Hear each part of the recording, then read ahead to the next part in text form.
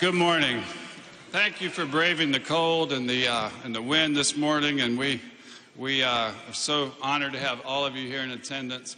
But it is my distinct honor and privilege to welcome back to Liberty University a man who I introduced in 2012 as one of the greatest visionaries of our time.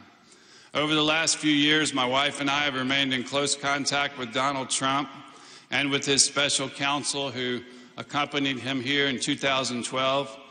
As our friendship has grown, so has my admiration for Mr. Trump.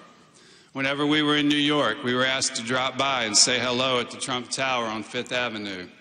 Mr. Trump was loyal to his friends, even new friends like us.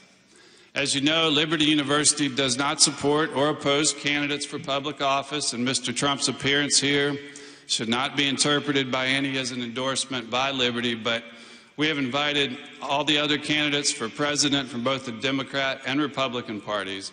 But I do want to share with you things that I've recently learned about Mr. Trump that most people don't know. Things he never would have told me and things you won't read about in the media. Soon after his last visit, a friend who leads another well-known Christian ministry in another state was seeking support for an important project. I called Mr. Trump, told him about the need, and later learned he had donated $100,000 of his own money to assist. On another occasion, Mr. Trump learned about Clyde Frazier. Sorry. There we go. On another occasion, Mr. Trump learned about Clyde Frazier Jr., a young African-American man in New York who ran something called the Harlem Hoops basketball tournament in the inner city. Clyde died in the 9/11 attacks on New York City, and the tournament had to be shut down. Mr. Trump told his aides to find Clyde's father, and when they did, Trump donated the money to keep the tournament operating. Once, Mr. Trump was in his limousine. It broke down on a deserted highway. A couple stopped to help him. Soon thereafter, Mr. Trump paid off the mortgage on that couple's house. Watching 60 Minutes one night, Mr. Trump saw a report on the negative impact a Maytag plant moving to Mexico had on the community of Newton, Iowa. He contacted all three of the businesses covered in the report and found ways to help them financially, actually preventing the closure of the businesses. Liberty student Erin Kelly told us this week about how generous Mr. Trump was to her family when her father, Jim Kelly, was receiving cancer treatments in New York, giving them a place to stay close to the hospital and calling every week to check on Jim. I attended the debate in Charleston the other night, and I noticed how friendly and personable Mr. Trump is to strangers. He was the only candidate who walked down off the stage after the grueling 2.5-hour debate to greet the crowd, shake hands, and pose for pictures. Matthew 7:16 tells us that by their fruits ye shall know them. Donald Trump's life has borne fruit, fruit that has provided jobs to multitudes of people, in addition to the many he has helped with his generosity. I have met 3 of his children in the last week, and I can tell you they are personable, kind, and humble, successful in their family lives and in their vocations. A real credit to their father and to the Trump family. I have seen firsthand that his staff loves him and is loyal to him because of his servant leadership. In my opinion, Donald Trump lives a life of loving and helping others, as Jesus taught in the Great Commandment. My father was criticized in the early 1980s for supporting Ronald Reagan over Jimmy Carter because because Ronald Reagan was a Hollywood actor who had been divorced and remarried, and Jimmy Carter was a Southern Baptist Sunday school teacher. My father proudly replied that Jesus pointed out that we are all sinners, every one of us. And when Jesus said, "Render unto Caesar the things that are Caesar's," that meant we are to be good citizens, voting, active in the political process, serving in the armed forces if necessary. And while Jesus never told us who to vote for, he gave us all common sense to choose the best leaders and the ability to choose the best leaders. Dad explained that when he walked into the voting booth, he wasn't electing a Sunday school teacher or a pastor or even a president who shared his theological beliefs. He was electing the President of the United States, and the talents, abilities, and experience required to lead a nation might not always line up with those needed to run a church or lead a congregation. After all, Jimmy Carter was a great Sunday school teacher, but look what happened to our nation with him in the presidency. Sorry.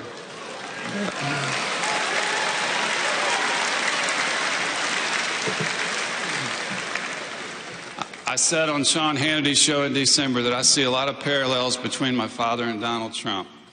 Like Mr. Trump, Dad would speak his mind. He would make statements that were politically incorrect. He even had a billboard at the entrance to this campus for years that read, "Liberty University, politically incorrect since 1971.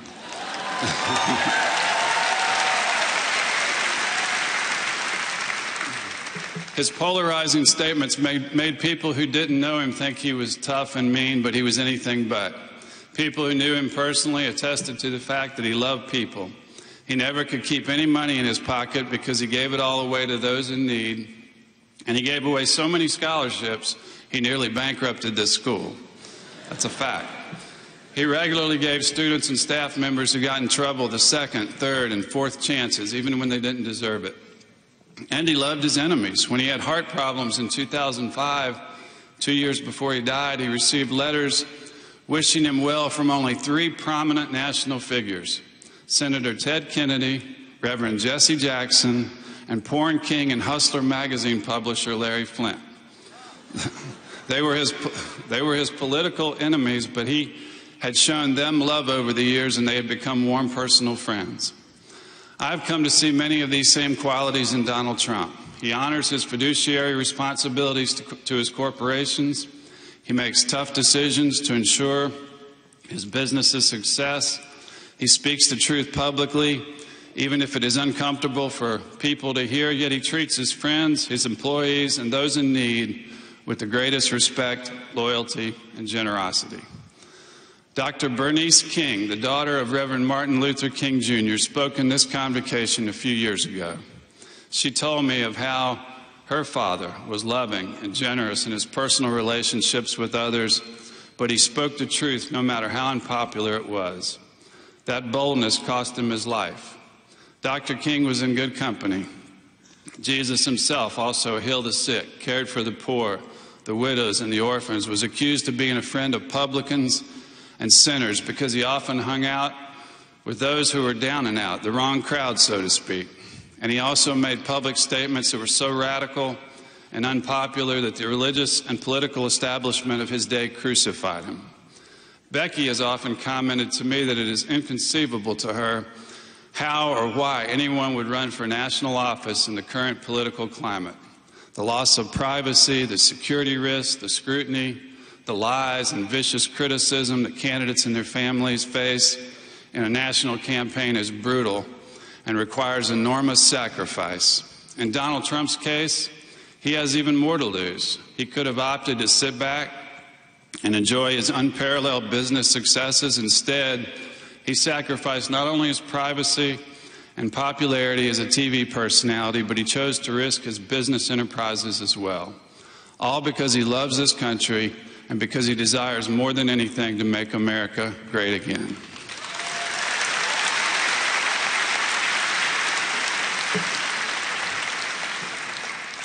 Donald Trump has stunned the political world by building an unlikely coalition that crosses all demographic boundaries of age, sex, race, religion, and social classes, and all party lines. Donald Trump is a breath of fresh air in a nation where the political establishment from both parties has betrayed their constituencies time and time again with broken promises and a continuation of the status quo. Well, I'll stop right here for a second, but I really think that that status quo is often just it's my phone's ringing. I'm sorry.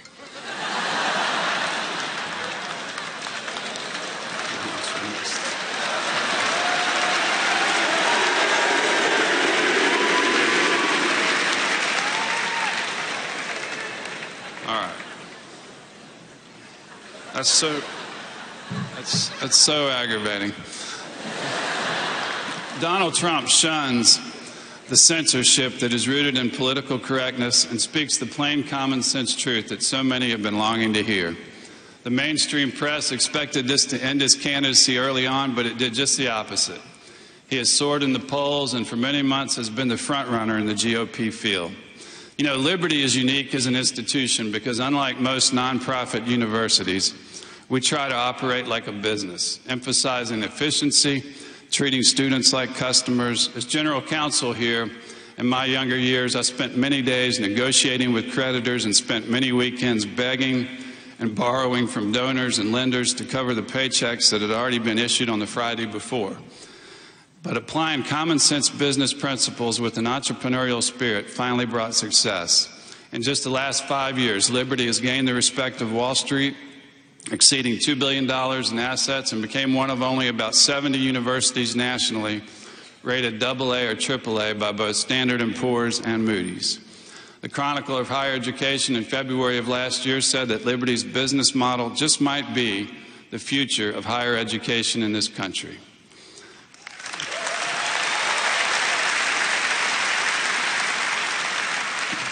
That's in contrast to many universities in this country that compromised their missions, abandoned their original purposes just to get the money they needed or wanted from donors. Money that came with strings attached, objectionable strings in many cases. I'm proud that Liberty is now strong enough financially to refuse gifts if they come with objectionable conditions. And it is clear to me that Donald Trump is the only candidate in this national election that can make that same claim. He cannot be bought. He's not a puppet on a string like many other candidates.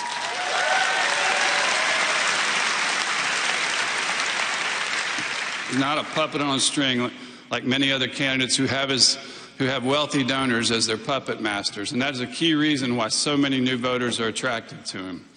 Imagine how wonderful it would be for once that the United States of America had as its president a man who not only refused contributions, a man or a woman who not only refused contributions, but who has built companies from scratch, who knows what it feels like to be solely responsible for finding the money each week to cover payroll, who runs the nation with the same entrepreneurial business principles that have brought success to their own companies. For decades, conservatives and evangelicals have chosen the political candidates who have told us what we wanted to hear on social, religious, and political issues, only to be betrayed by those same candidates after they were elected.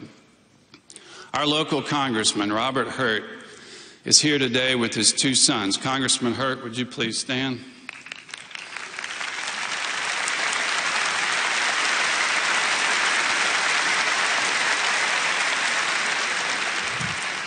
Robert Hurt recently made the shocking announcement that he would not run for re-election representing Virginia's 5th District in the U.S. House of Representatives, despite his popularity with constituents.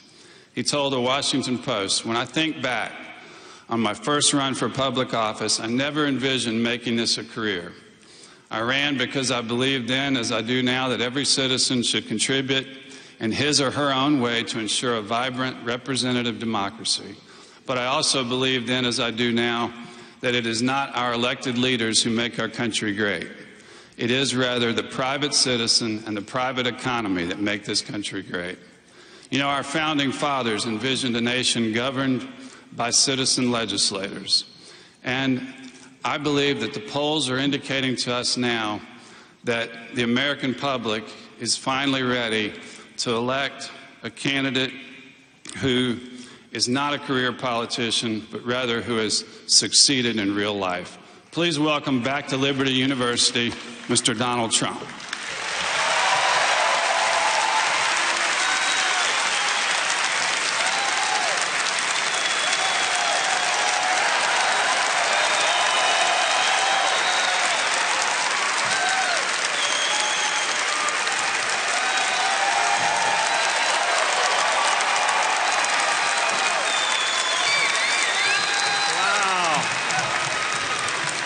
This is so beautiful. Get those teleprompters out of here. We're going to have some fun, right?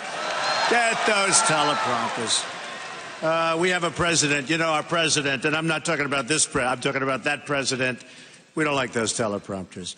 I will say this. It's an honor to be here, and especially on Martin Luther King Day. We broke the record. You know, we had the record for about 3 or 4 years the last time. And the first thing I said to Jerry and Becky when I got here, did we break the record? They said, yes, you did, by quite a bit. So we'll dedicate that to Martin Luther King, a great man. And that's a little bit of an achievement, I will tell you. It's an honor to be here. It's an amazing story what's gone on with Liberty University. I mean, when you think of all of the years, and the early years were not easy. I read a lot about it, and I've watched it. And Liberty University is like a rocket ship, a really great rocket ship. And what Jerry has done, and I knew his father a little bit, and I have to tell you, I knew his father a lot from the standpoint of what he did. And to be compared to his father, just a little bit, to be compared to his father is really an honor for me. So I want to thank Jerry for saying that. You know, it was very interesting because when other candidates, and everybody wants to come here. They don't have this kind of a crowd, but that's okay. But I will say this, when Jerry was telling, you know, nice things about other people, and he was saying, this one's very smart, and this one's good, and Trump reminds me of my father. I said, that's the best compliment of all. That's much better than any of the other people got. So I was extremely happy about that, I will tell you. And you should be very proud to be here. You're going to have amazing futures. You're going to have just absolutely amazing futures. We had a debate recently, and the debate, who watched the debate? Everybody? Very political place, okay? But it was an amazing evening for me, and we did fine. We did well. And the polls came out right after that, and we keep going up, and we're so happy. And I'm not going to go over the polls. Somebody said, why do you always discuss the polls? One of the people I'm running against. Why do you always? Now, he's in 7th place. I'm in 1st place. I said, when you're in 1st place, you discuss polls. It's true. When you're in 1st place, you discuss polls. But so many things have happened, and now they just keep coming out, and we go up and up and up, and we hit 42 last week. 42%. That's with 14 or 15 people. You know, they're dropping out rapidly.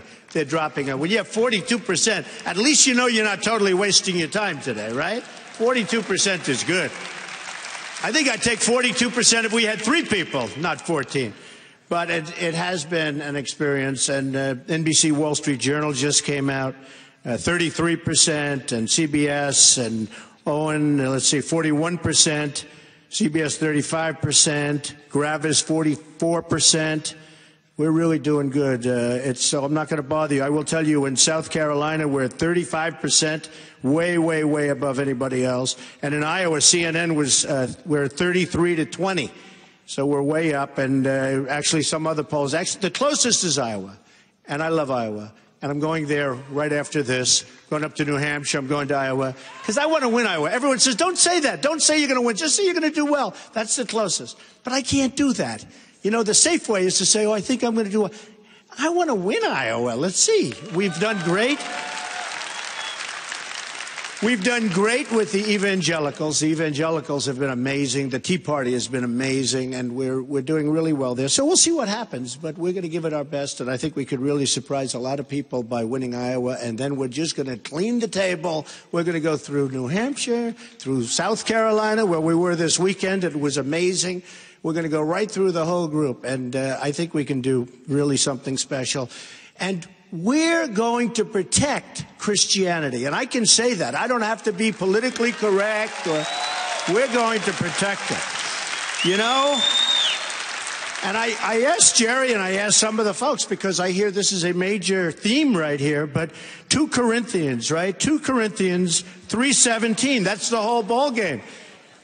Where the Spirit of the Lord, right? Where the Spirit of the Lord is, there is liberty. And here there is Liberty College, but Liberty University. But it is so true. You know, when you think, and that's really, is that the one? Is that the one you like? I think that's the one you like, because I loved it.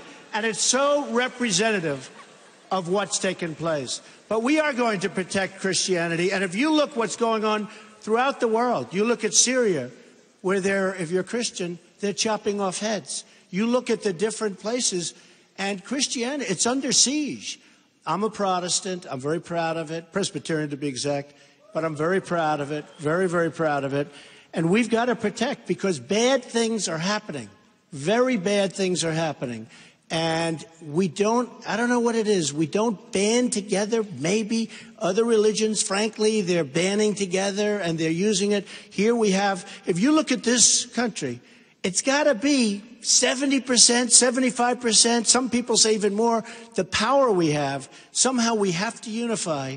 We have to band together. We have to do really, in a really large version, what they've done at Liberty, because Liberty University has done that. You've band together. You've created one of the great universities, colleges, anywhere in the country, anywhere in the world. And that's what our country has to do, that around Christianity. So get together, folks, and let's do it, because we can do it.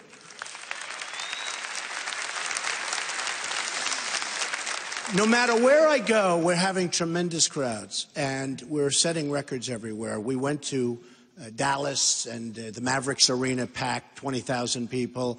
Oklahoma, 20,000 people. Mobile, Alabama, 35,000 people. No matter where we go, it's only even here, I understand you have rooms all over with the various equipment to show on the screens. You have a much better location than they do, but I won't tell them that. We're just going to cut that off. But you have rooms all over with the media equipment, and no matter where we go, because I will tell you, this is a movement. There's a movement going on. We want to take our country back. Our country is disappearing. You look at the kind of deals we make. You look at what's happening. Our country is going in the wrong direction, and so wrong, and it's got to be stopped, and it's got to be stopped fast. We can't go another 4 years. I know that maybe Hillary will be here, and if she is, you can play this back. We can't have another 4 years of Barack Obama. We can't have another 4 years of Hillary Clinton.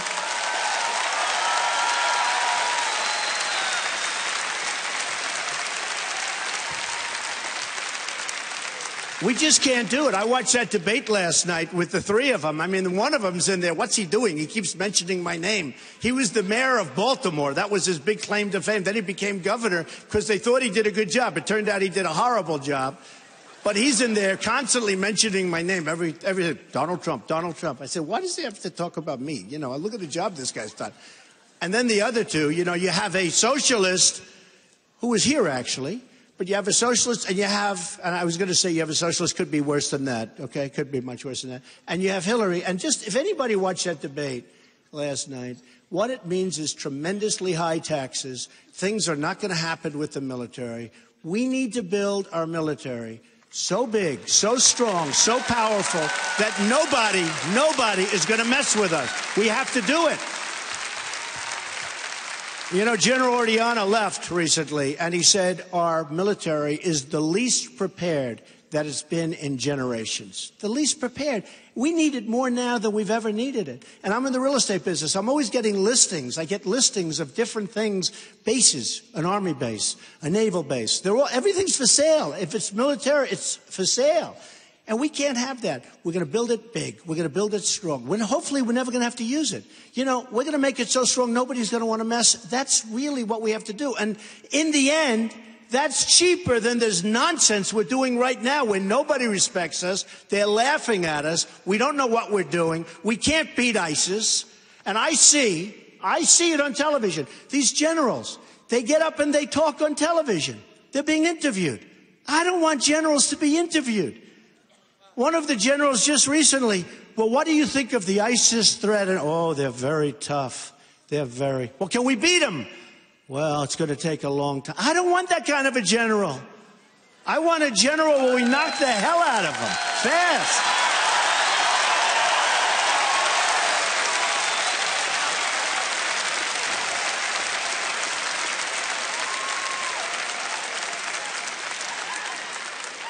And my generals, by the way, they're not going on television, okay?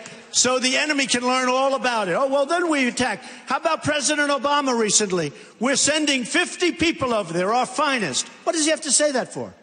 Why does he say it? They have a target on their back. They are looking for those 50 people.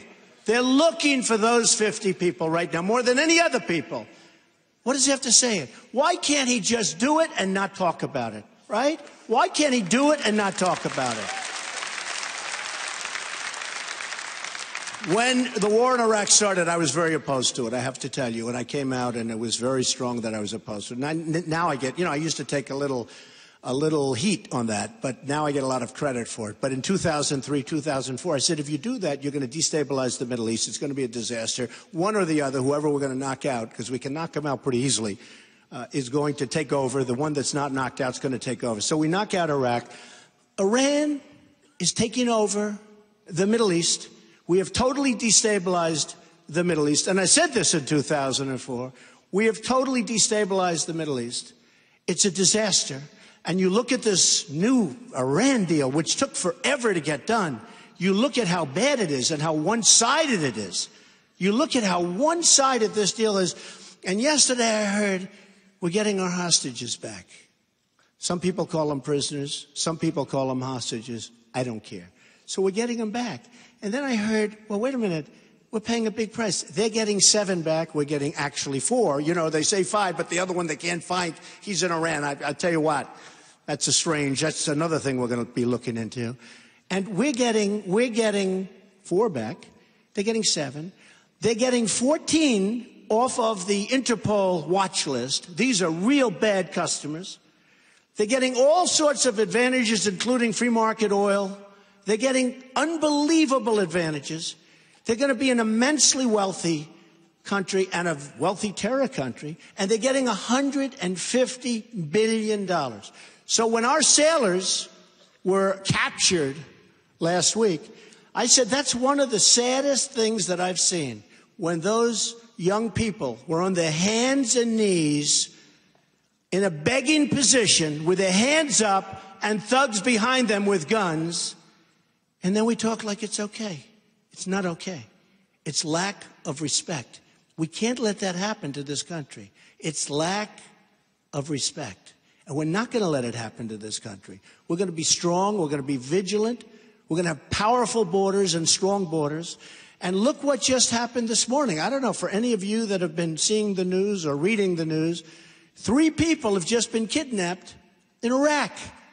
Because they see, what the heck, we pay $150 billion for 4 people, 3 people just this morning, and this is going to take place all over. They should have come back as part of the deal 3 years ago when they started talking about the deal. Not now. Not now. And what should have happened is our representatives, first of all, we needed people that negotiate properly, not a guy like Kerry who doesn't have a clue.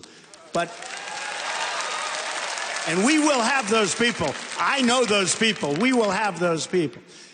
But when you look at what went on, our people, all you had to do is go in and say to the Persians, very good negotiators, great negotiators, legendary negotiators, they're known for it. They're sitting across the table.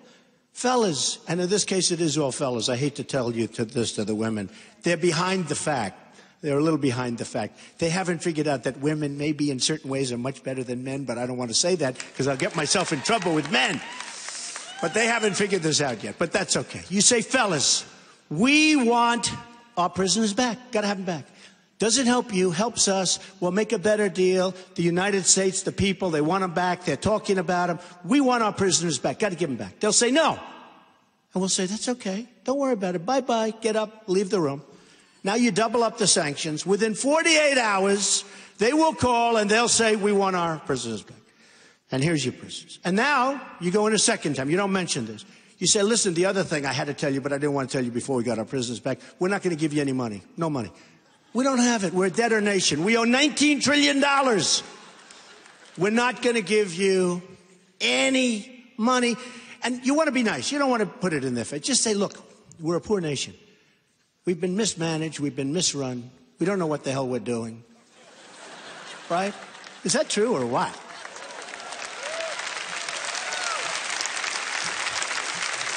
This isn't Jerry running our nation, that I can tell you. But we've been mismanaged. We don't know what we're doing. We have $19 trillion in debt, going to be 21 because that ridiculous budget that was approved last week, which got approved so fast, that's going to add another $2 trillion. So we're going to be $21 trillion. So we said, we can't give it to you. Don't have it. Sorry. And they'll probably be upset, but don't worry about it. A week will go by. They'll say, let's start negotiating. So you could have saved, you could have gotten the prisoners out years ago for nothing. for nothing, without giving them, these people, who, by the way, deserve to have been in prison. These were serious. And the Interpol people, forget it. These are bad dudes. These are bad people. So they made like this incredible deal. But everybody makes good deals with the United States because the world is smart, and they use their smart people, and they use their most cunning, streetwise people, and they know what they're doing. We have people that don't know what they're doing. We want to be politically correct, like Jerry Sr. would say, politically correct. We want to be politically correct, and it's just not working.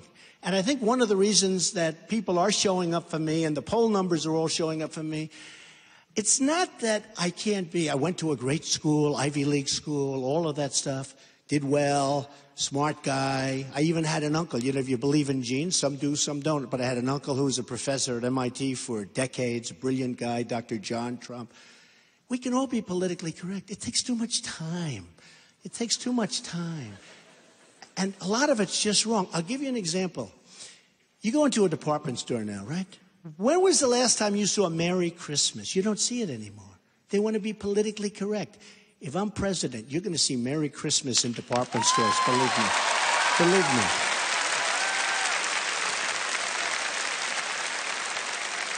You're going to see it. You're going to see a lot of things. You're going to see beyond. You're going to see a lot of things. But that's one example. You go shopping today, you don't see it anymore. You hardly see anything. You see, I have a wall that's painted red. Oh, great. Oh, that's wonderful.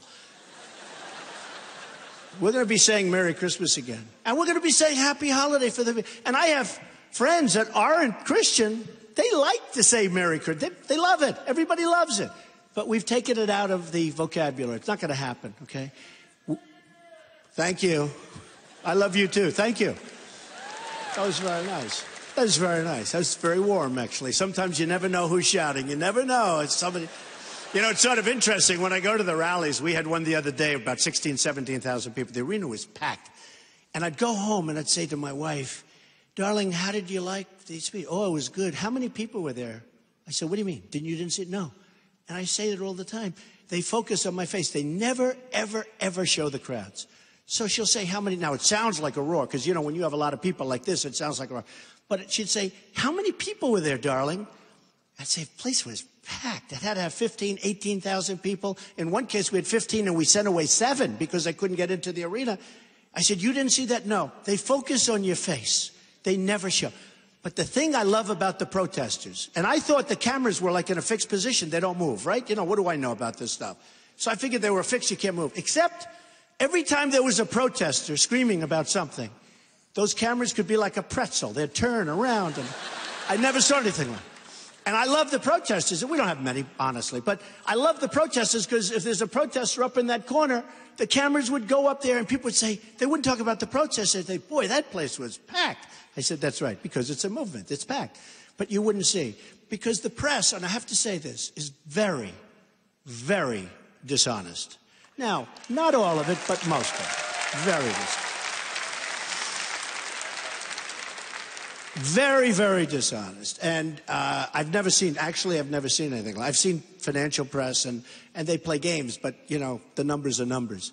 But with this press, this political press is brutal. Now, 25% are good. 2% are great, okay? That's not acceptable. Do we agree? 2% is not acceptable. But the press is very dishonest, like the camera trick. I call it the camera trick, where they don't show. So what's happening, and what's happening in the country, is you're not getting a real picture of the silent majority, which Jerry Sr. had something to do. And that's a phrase you should be really cognizant of, because it is a silent majority, but I think I'm going to up it a little bit, because it's no longer so silent. It's really a noisy majority. It's become a noisy majority.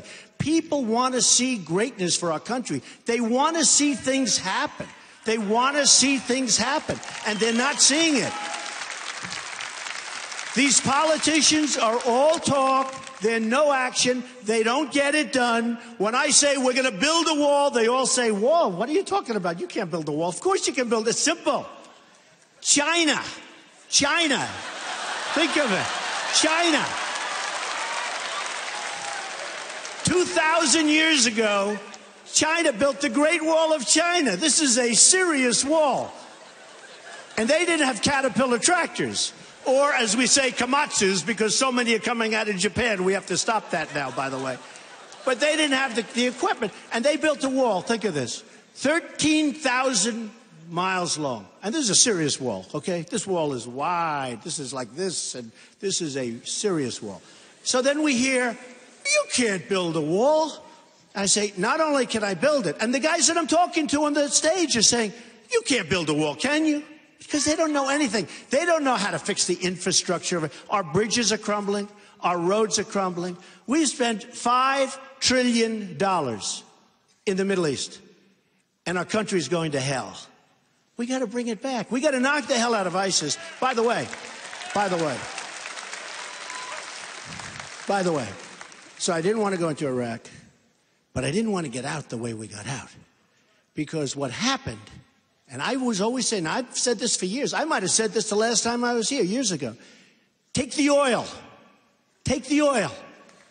Keep the oil.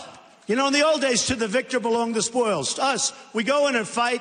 We lose trillions of dollars. We lose thousands and thousands of unbelievable people. We have wounded wars who I love all over the place. We get nothing. Look at Iraq. What do we get? Nothing. And Iran now takes over Iraq. I always say, Iran made the greatest deal with $150 billion. What a great deal. What a great deal. 2 weeks ago, it came to me. That deal's nothing. They made the really greatest deal. They took over Iraq. They've been fighting for Iraq forever, under different names, but they've been fighting. And they were the same militarily. They'd fight and fight and fight. They'd go 10 feet left, 10 feet right, left, right, then they'd rest. Then Saddam Hussein would drop gas, and people would say it's unfair, they'd stop, the whole thing. This went on forever, and it would have gone on forever. But we decapitated one. Now, so what did we give Iran? We gave them the $150 billion, the great deal and all that. And they're going to have, by the way, they're going to have nuclear weapons. They don't have to develop them anymore. They can buy them. They have so much money. They'll do what they want to develop them for. How about this? We see something wrong or we think there's something wrong. So we have to wait 24 days before we go in.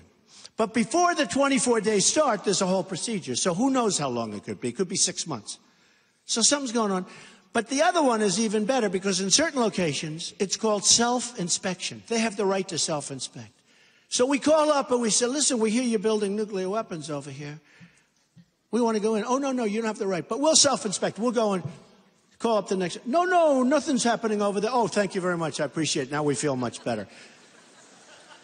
These are the deals we make. Sergeant Bergdahl. Anybody ever hear of Sergeant Bergdahl?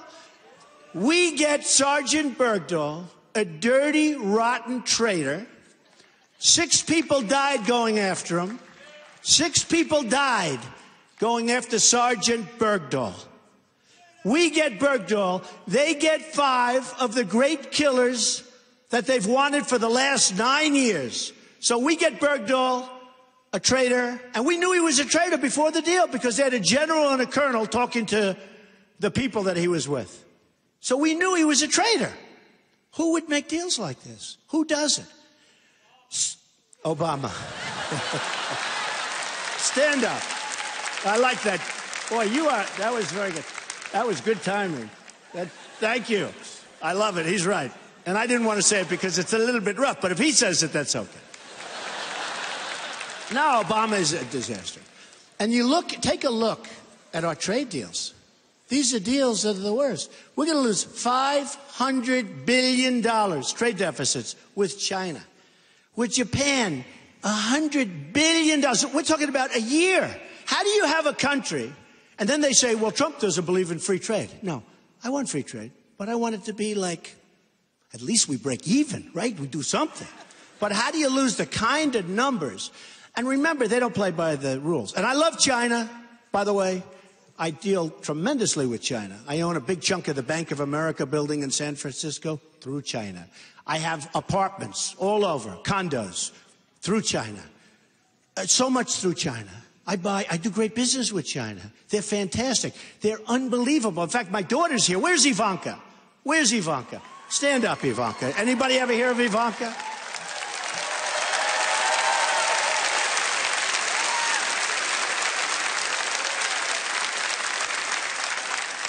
Ivanka deals with China all the time, and we deal with Mexico, and Mexico's great. I have great relationships with Mexico, with the Mexican people. I have thousands of people from Mexico and Hispanic people. These are great people. They're unbelievable. But their leaders are too smart for our leaders. They're too cunning for our leaders. And you look at what they're doing, not only in the border, but with trade. Nabisco from Chicago. No more Oreos, folks. Nabisco is they're moving their big plant from Chicago. They're moving it to Mexico. Ford is building a $2.5 billion plant in Mexico. That's not going to happen. I'm going to say, folks, we got to stop this. We're losing our jobs. We're losing our manufacturing jobs. I go to schools, and less so here because it's so good. I go to very good colleges, and I see students. And they're borrowed up to the neck, everything. The biggest problem is they graduate, they study, they work, they do well, they get good marks. They're really wonderful. They're proud of themselves. Then they come out, they can't get a job. We got to create jobs. We got to bring back the jobs from China. We got to bring back the jobs from Japan and all these countries that are ripping us off.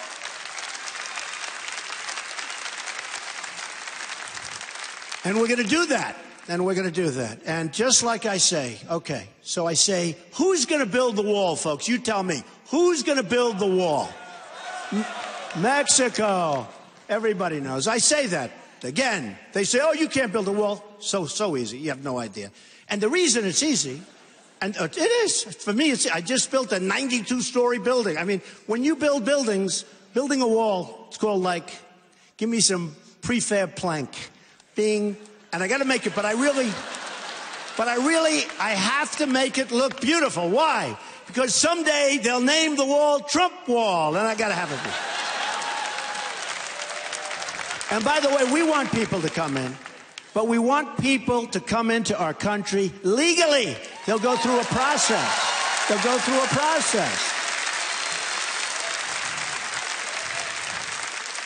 But one of the people I'm running against, I won't use names because we don't want to insult anybody, and this is really such nice religious people. I love it, such great Christians. I can't say bad. Am I allowed to say bad in this room? No. Okay. So here's the thing. I wouldn't say that. But the other day, for the first time I heard it, one of the folks said, we're going to build a wall. I said, what? What's going on? I just heard him say he's going to. Nobody said that before. So they're all coming my way, you know? They're all coming my way. The only problem is they don't know where to begin. They wouldn't know where to begin. And it'll be one of these walls, not one of those walls. See the side of that ceiling? If you got up there, you're on the other side, you're going to be really scared coming down. This is a serious wall. And we can do it for the right price. And it doesn't matter because, again, I don't know if you saw Saturday Night Live where they said the wall. But the wall, did everybody see? A lot of people saw that. But, just so you understand, the reason they're going to pay, and the reason it's easy for a businessman to understand this, very easy. Mexico is making a fortune on the United States. Now, China, I love them. They're great. I'm not holding it against China. They're the largest bank in the world. A Chinese bank is a Chinese bank. It's a tenant of mine. I don't hold that against Mexico. I don't hold it against Mexico. You see what's going on with the crime and all that. I don't hold that against Mexico. If they can get away with it, if their politicians can do it, I hold it against our very stupid leadership in this country. That's what I hold it against. I don't hold it against these other countries. I mean, if they can get away with it, let them do it. Well, I want to get away with things. I could go into story after story after story, and I used to use the word incompetence. But it's not strong enough, you know? And then I use the other word. You know the word I'm talking about, right? I use that word, and then they say he's plain-spoken. My education's too good to be called plain-spoken. I'm not that plain-spoken, you know? I wrote The Art of the Deal. I wrote many bestsellers. Like The Art of the Deal. Everybody read The Art. Who has read The Art of the Deal in this room? Everybody. I always say, a deep, deep second to the Bible. The Bible is the best, the Bible. The Bible blows it away. There's nothing like the Bible. But The Art of the Deal was about, in fact, there are a few of them right over there. But The Art of the Deal was the best-selling business book. And Obama didn't read it, and Kerry didn't read it. But we can do things with our country that will be so good. But I've always used that word, incompetent. They're incompetent. Now I don't care anymore. I don't care. Again, I'm not being funded by these guys from Wall Street that have, you know, they own, as Jerry, he called them puppets. It's true. I'm self-financing my own campaign. I'm not taking funds. Is that nice?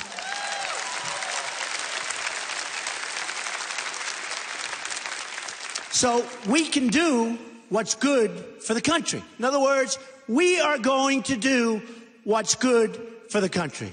And I tell people all the time, and use Ford as an example. You could use Nabisco. I could use 100 companies. And by the way, you have a lot of corporate inversion going on, which is going to be beyond Mexico. You have companies leaving the United States right now because taxes are too high and lots of other things. And they're leaving. It's called corporate inversion. It's a disaster. They're leaving for lower taxes because they can't bring their $2.5 trillion back into the country. They just can't do it. But take Ford, and I use this as an example. It could be anybody. It could be any company that goes into other countries. But take Ford going in. $2.5 billion. So they're taking a lot of stuff out of Michigan.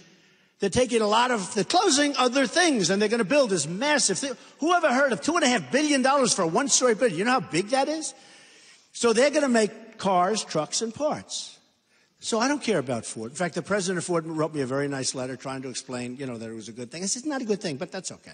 When I'm president, I can say it even much stronger. Right now, I don't care, okay? But he wrote me a nice letter. Good company, run very well. Good product. I love Ford. I love Chevrolet. I love all our products. We want to buy USA, right? But they wrote me, and I said, here's the story.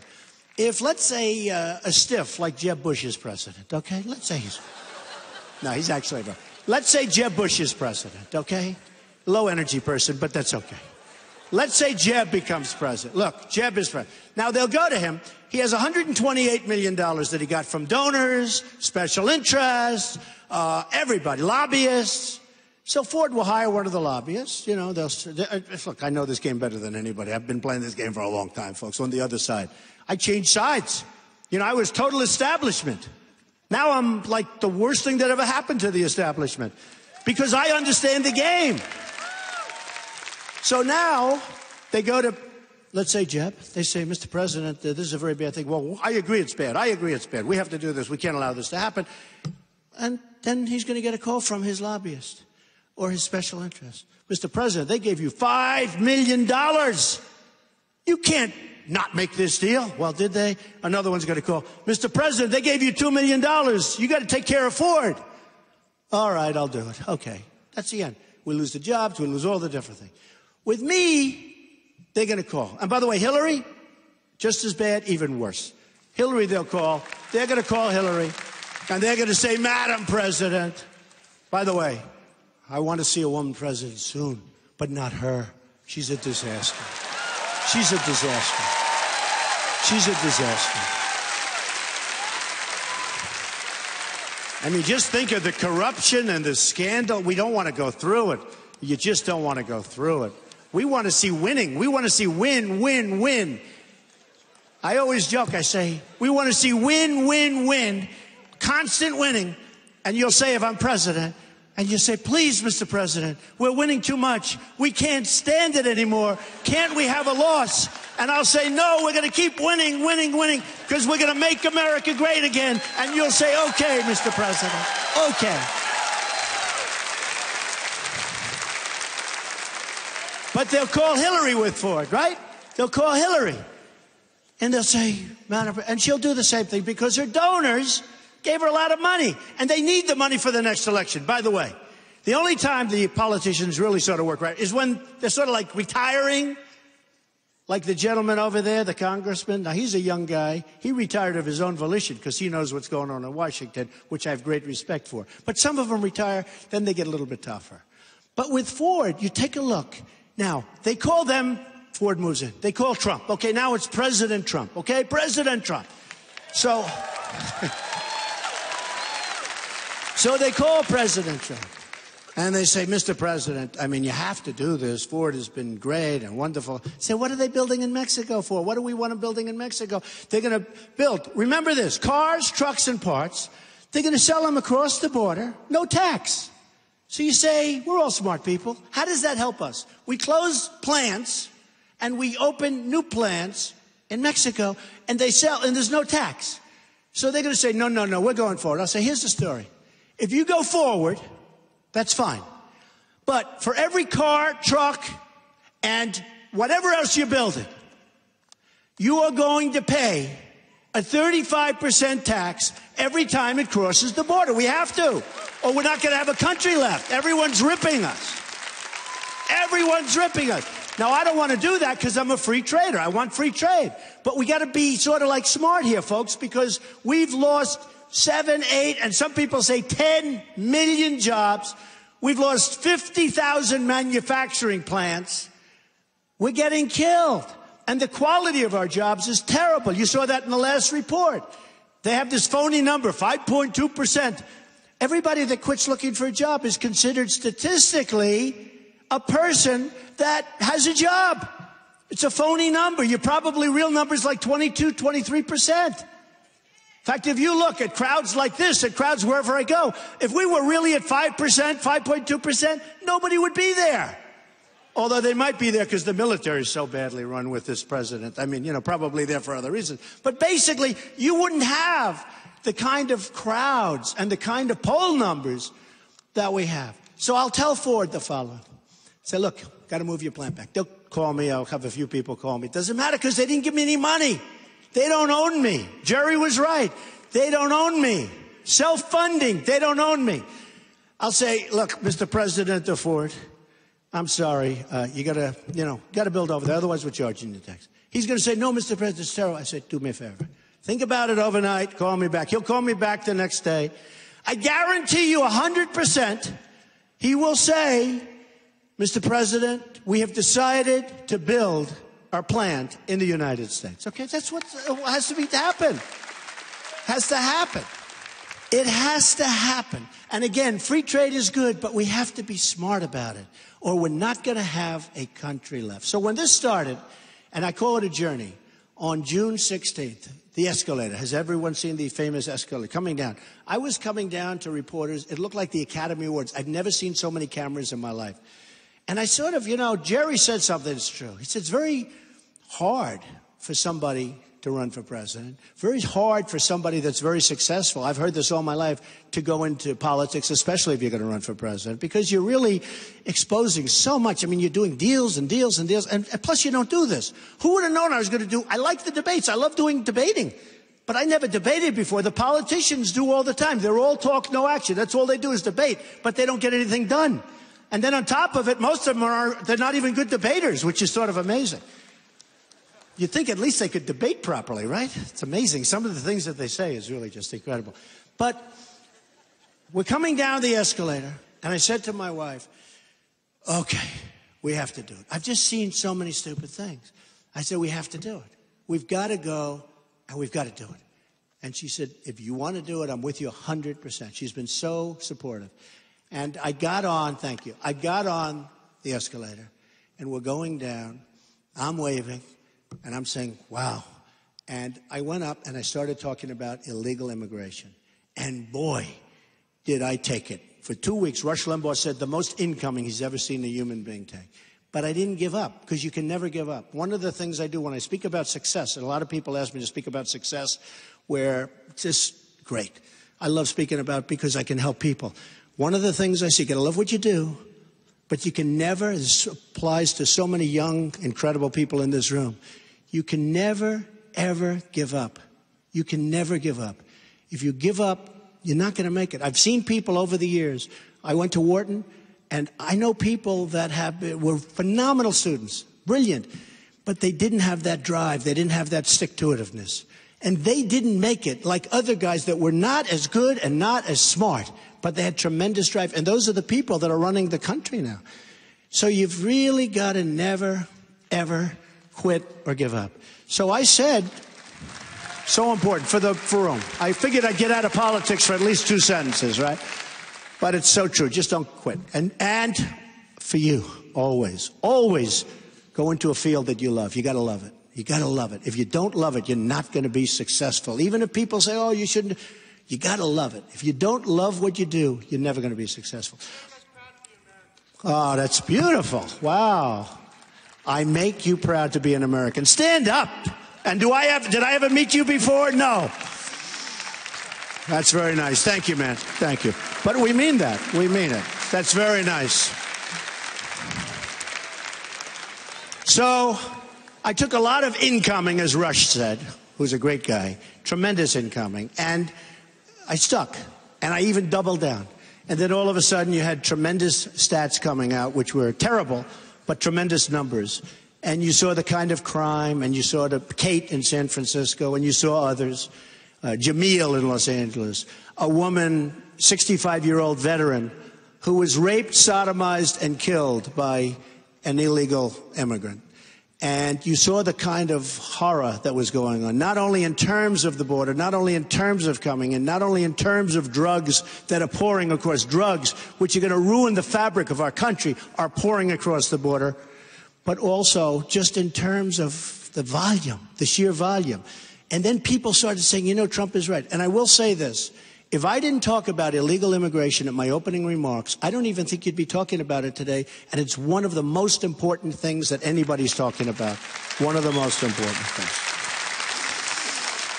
So when it started out, I started talking about the different things. Common Core, very bad. You got to educate your children locally, okay? Very bad. Second Amendment, very good. We've got to have the right to protect ourselves. Very good.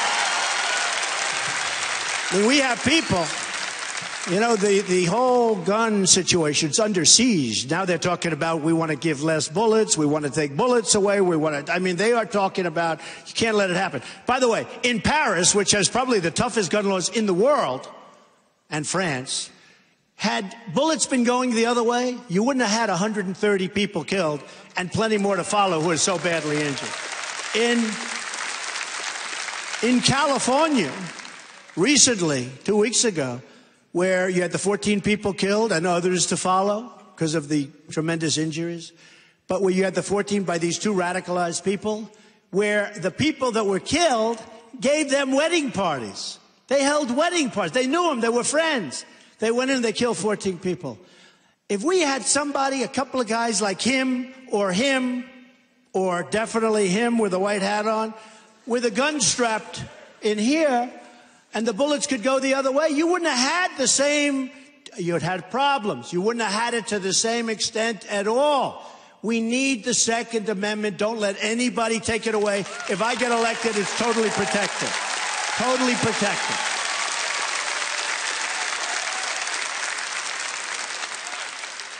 We have to do something, and these were the things I talked about. We have to do something about super PACs, because super PACs now are running the country, because they're running our politicians, and our politicians aren't doing what's right for all of us. We got to get rid of these super PACs. We want to have a clear vision of who's doing and what's being put up and who's putting it up. Got to get rid of super PACs. Really, really, really bad. So then with Paris, pretty much the start of Paris, all of a sudden, Paris happened, and my poll numbers went way up, and I didn't know what happened. I said, why? And then CNN actually did a big poll and a big study, and they said, Trump is #1 by far on the military, by far on protection, by far on the border, by far on ISIS, because they see me, because of my very strong stance on illegal immigration, that's an offshoot.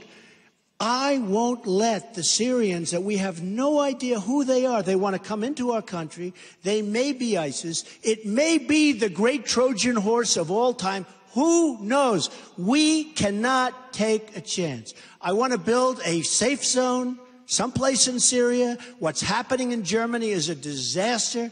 What's happening in Brussels, you look, what's happening all over Europe. Europe is being absolutely swamped and destroyed. What's going on with the crime and the problems. And it could be some sinister plot. You look at these migration, you look at the lines, and you look at the tremendous amounts of young, strong men in those lines. And you say, what's going on? Now, Obama wants to take in thousands and thousands of people. We can't do it, folks. We can't do it. We don't know anything about the people. We're going to do a free zone and a safe zone. We're going to do something where we have to get the Gulf states. They have nothing but money. We got to get them to fund it. We got to get them to put up the money. We're going to get them. Don't forget, without us, they wouldn't be there very long. We protect them. And with the military, by the way, We're protecting countries that are behemoths. We're protecting countries that are so rich, so powerful, so incredible. South Korea, we protect South Korea. I have many friends, I have deals, I have buildings in South Korea. But we're protecting South Korea. We have 28,000 soldiers on the line. Between the maniac and South Korea, we're protecting them. They pay us peanuts. We protect Germany. We protect Japan. We protect countries that nobody even knows about. We protect Saudi Arabia. Before the oil price down, Saudi Arabia was making $1 billion a day. We protect them. They pay us like practically nothing compared to the cost. They got to pay up. They got to pay up. Everybody's got to pay up. We can't do this anymore. We've got to run it like a business, but with heart. We're going to have great heart. We're going to create great health care. We're going to get rid of Obamacare. We're going to terminate it. We're going to repeal it, and we're going to replace it. And now you see the signs. The stock market is starting to go down big league, and a lot of bad things. I've been saying this. We're in a bubble. We're riding a big, fat, juicy bubble. We're giving out loans for nothing. We're giving out, you look at what's happening with our money. You look at what's happening with the Federal Reserve. So we're riding a bubble. It could be really ugly, but right now you're starting to see at least the beginning signs of it, because the stock market, which was the only indicator that things were good, is starting to go down. So what happened is, with Paris, I really took a different turn. And now I'm back, and really back, to security, and security for our country, and great, great military. We're going to build that military. Great, great military. And people are loving it, and people need it. And they don't have confidence in the politicians, and they don't have confidence, essentially, in the other candidates. Because when you're leading by the kind of numbers that I'm leading by, they don't have confidence in the other candidates, because they understand politicians. We've been dealing with politicians for the last so many years. We're so tired of dealing with these people. They're no good for what we have to do. So we're going to do things that can be done. We're going to fix our military. We're going to take care of our vets, who are the greatest people, most incredible people. They're treated horribly.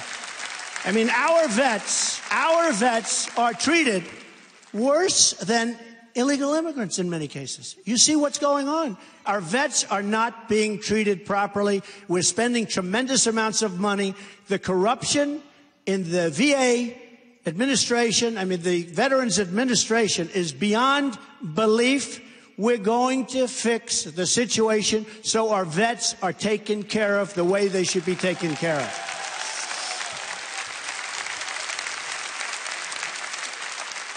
We're going to do all of these things, and we're going to create security. We're going to have great security. So in a nutshell, number one, it's an honor to be here again.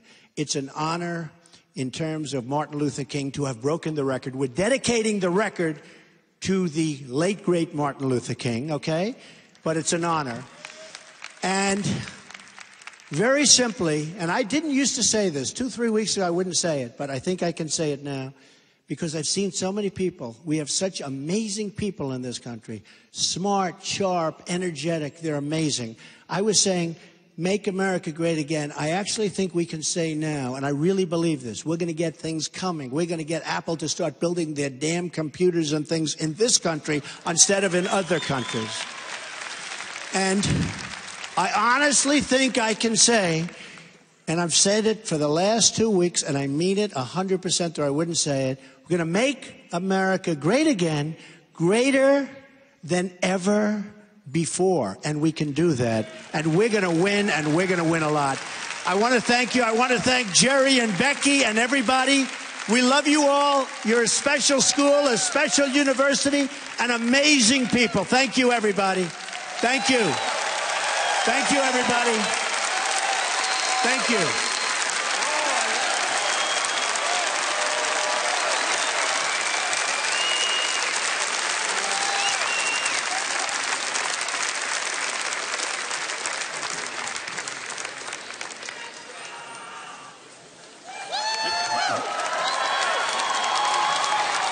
Thank you, Mr. Trump, and you all are dismissed. Thanks.